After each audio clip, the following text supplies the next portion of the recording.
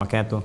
Alhamdulillahi wa kafa wassalatu wassalamu ala rasulillahil mustafa wa ala alihi wa sahbihi wa man wafa wa ba'd.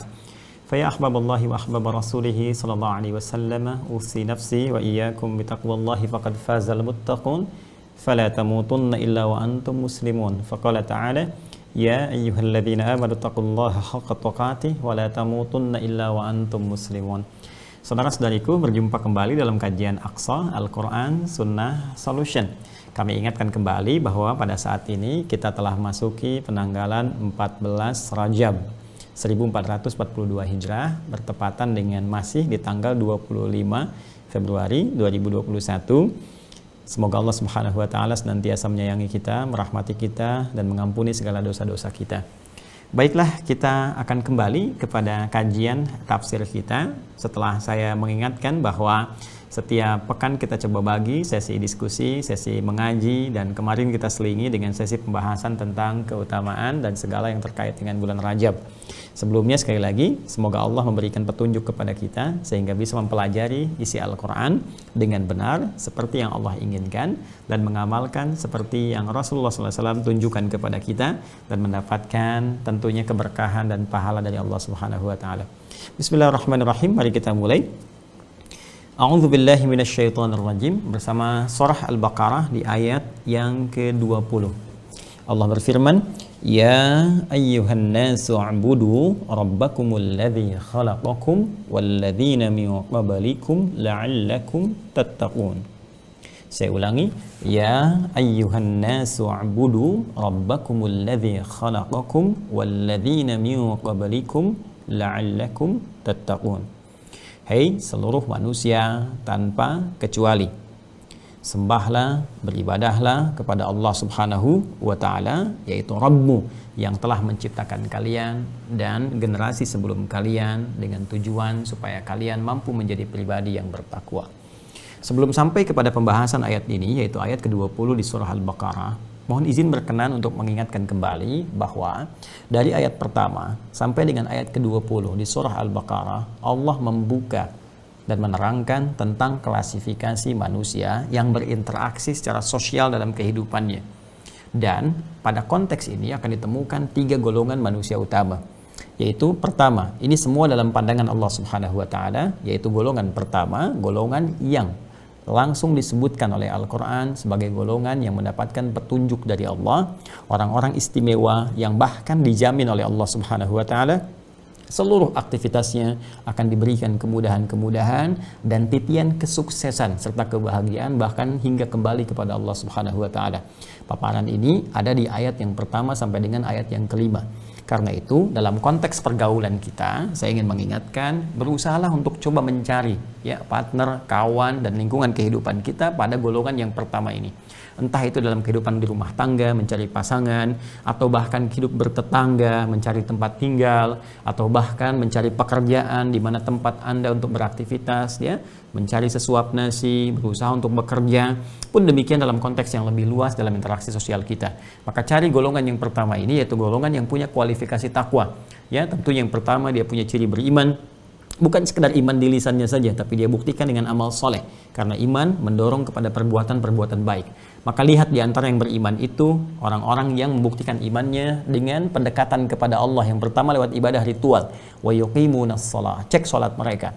Apakah kadang dalam jeda-jeda di waktu salat saat Anda bekerja, ada jeda istirahat dan bertepatan dengan waktu salat, apakah dia mengajak atau minimal menyontohkan, atau minimal dia bisa terlihat oleh Anda bergegas untuk menunaikan salat berjamaah, bahkan ke masjid misalnya. Kadang dia share tentang bagaimana menunaikan salat tahajud, waktu-waktu salat dan sebagainya.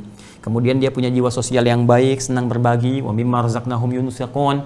Kadang-kadang apa yang dia dapatkan dia share dengan Anda, dia hadir di dalam duka Anda, bukan sekedar suka yang Anda dapatkan misalnya. Kemudian interaksi dia dengan Al-Quran, walladzina yu'minuna bima unzila ilaik.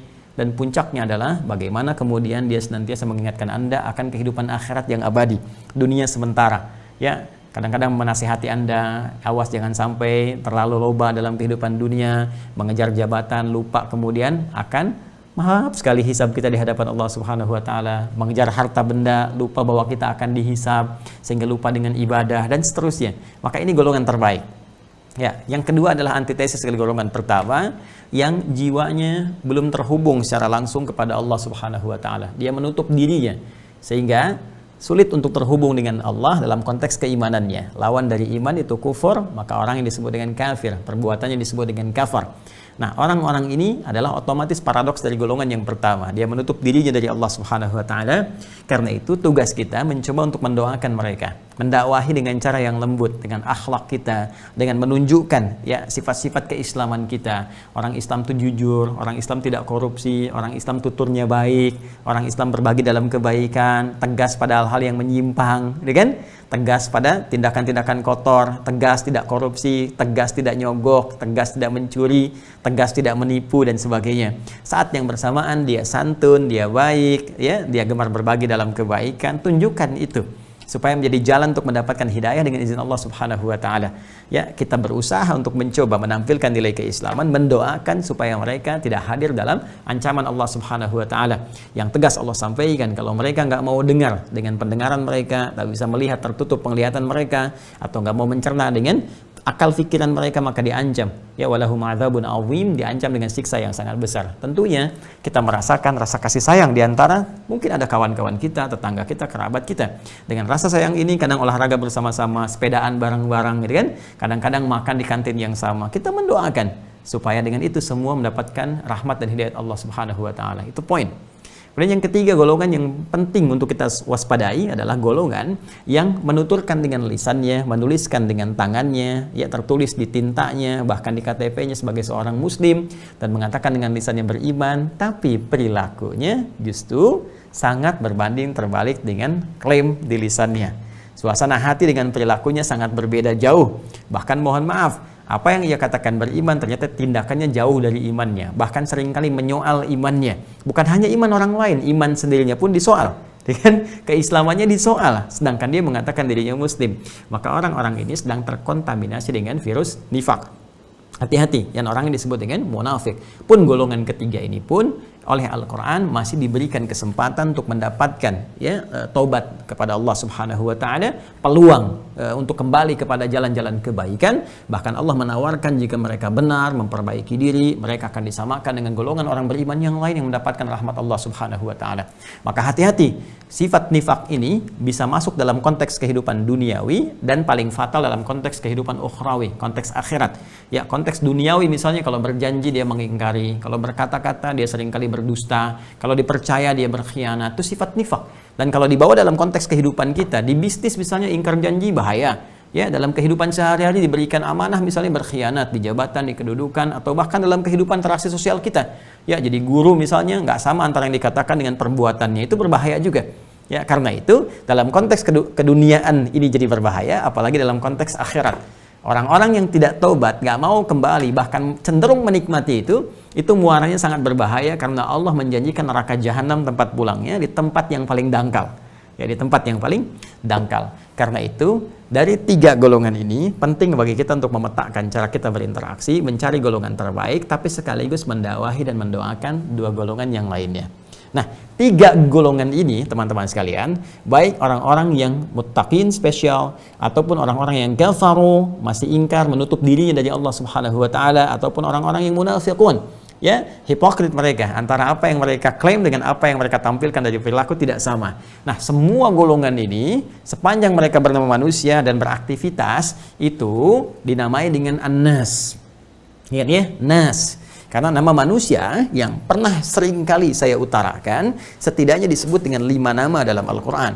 Ya, terkadang disebut dengan apa? Masih ingat? Ada Bashar. Ya, 35 kali disebutkan dalam Al-Quran. Bentuk dualnya Basharaini sekali, Bashar. Kemudian ada Al-Ins, dipasangkan dengan jin, disebutkan 18 kali dalam Al-Quran. Ada Al-Insan, yang menunjuk pada totalitas aktivitas, disebutkan 65 kali dalam Al-Quran. Dan ada Bani Adam, ya, disebutkan 7 kali dalam Al-Quran.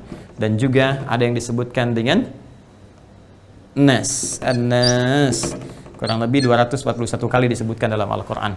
Nah, kalau yang ini, Bashar, teman-teman sekalian, ini sudah pernah saya terangkan, bahkan dalam kajian Sitama, cenderung menunjuk kepada tampilan manusia secara fisikal yang beda dengan binatang, sekaligus bagaimana mengontrol keadaan nafsunya. Yang ini menunjuk pada kelemah lembutan, kedamaian, ketentraman, harmonisasi. Ini menunjuk pada totalitas aktivitas secara personal, dari 24 jam bangun tidur sampai dengan tidur lagi. Yang ini menunjuk pada asal genetik kepada Nabi Adam, nanti terkait dengan warisan dan seterusnya. Dan yang ini terkait dengan interaksi secara sosial. Ya, secara sosial. Nah, perhatikan bagaimana dahsyatnya diksi Al-Quran. Saya sering katakan, kalau bukan firman Allah, mustahil seperti ini.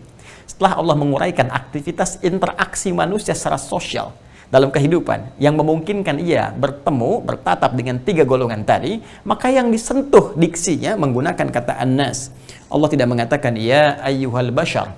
Ya, berarti personal sifatnya. Ya, dengan nafsu, dengan tampilan fisik, ya ayyuhal ins, ya ayyuhal insan, ya bani Adam. Tapi yang Allah sampaikan di sini, ya ayyuhan nas, ya ayyuhan nas. Ya, seakan Allah ingin menyampaikan, hei seluruh manusia tanpa kecuali yang beraktivitas, berinteraksi secara sosial dalam kehidupannya, khususnya yang 3 golongan tadi yang disebutkan. Ketika Anda beraktivitas menemukan 3 golongan tadi, siapapun kalian semua, baik golongan muttaqin, baik golongan yang kufar tadi, kafaru, ataupun golongan munafiqun, sepanjang masuk dalam term manusia dan berinteraksi secara sosial, maka Allah panggil keseluruhannya tanpa kecuali. Jadi kalau ada panggilan ya ayyuhan nas, maka panggilannya komprehensif, mencakup seluruh manusia yang berinteraksi secara sosial. Yang setidaknya peta kegiatannya ada pada 3 klasifikasi manusia tadi. Nah, sekarang pertanyaannya, ketika panggilannya menggunakan kata ya, kemudian setelah itu ada ayyuha, maka apakah fungsi annas di sini hanya sekedar panggilan hei manusia begitu saja? Atau ada kesan-kesan lain ya di balik panggilan ini, sampai-sampai Allah menggunakan di sini huruf nida ya, kemudian ada penegasan menggunakan kata ayyuha. Apa fungsi kedua ini, yaitu ya dengan ayyuha? Kemudian apa yang diinginkan Allah dengan panggilan ini setelah Allah mengatakan ya ayyuhan nas, wahai seluruh manusia, khususnya yang 3 golongan tadi dengan klasifikasi kehidupan dan aktivitas yang tengah mereka jalani. Untuk itu nanti insya Allah akan kita bahas rahasia dari ayat-ayat ini dan diksi Al-Quran yang indah ini setelah menunaikan sholat isya berjamaah. Ya, insya Allah kita jeda sejenak mendengarkan azan, kemudian menjawabnya, menunaikan sholat isya berjamaah, kemudian amalan sunnahnya, lalu kita lanjutkan kembali. Ya, kita penyesuaikan setelah tadi ada sedikit penyesuaian ya dalam saluran kita. Nanti insya Allah sambungan kembali setelah menunaikan sholat isya berjamaah. Sementara kita jeda, subhanakallahumma bihamdika asyhadu an la ilaha illa anta astaghfiruka wa atubu ilaik. Alhamdulillahirabbil alamin. Lanjut ba'da isya. Assalamualaikum warahmatullahi wabarakatuh.